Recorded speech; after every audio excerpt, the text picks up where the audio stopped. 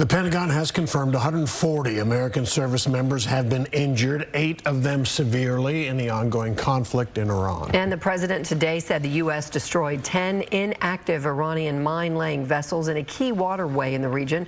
Fox 4's Sean Rabb in studio with the very latest. Sean? Yeah, that critical information about soldiers wounded was missing from the military briefing this morning. The Joint Chiefs of Staff chairman saying he wanted to update the American people. War Secretary Pete Hegseth describing what's happening as the U.S., quote, winning decisively. But nothing about more than 100 soldiers wounded since hostilities with Iran began.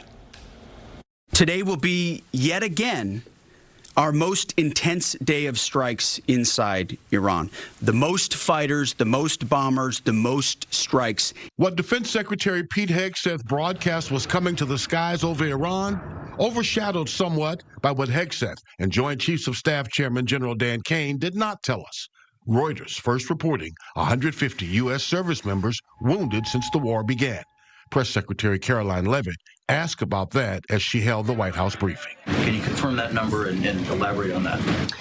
I can't confirm the exact number. I know it's within that ballpark, but I would defer you to the Pentagon for a specific number of wounded or injured thus far. Not long after, the Pentagon confirming 140 service members wounded since the start of the war, 8 severely, in addition to the previously reported 7 U.S. personnel who lost their lives.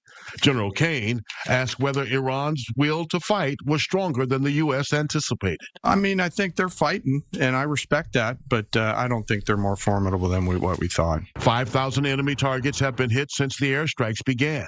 Iran's missile attacks are down by 90%, we're told, and their drone attacks dropping 83%. Most of their higher-end surface-to-air missile systems are not factors at this point in time. We're able to move around fighters that are moving deeper with relative impunity. Always some risk out there. Secretary Hegseth was asked about destruction to the all-girls school adjacent to an Iranian military facility that was a U.S. target.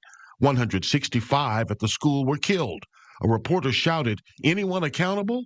Hegseth responded. No nation in the history of warfare has ever attempted in every way possible to avoid civilian casualties. And frankly, that's a point that just isn't appreciated enough.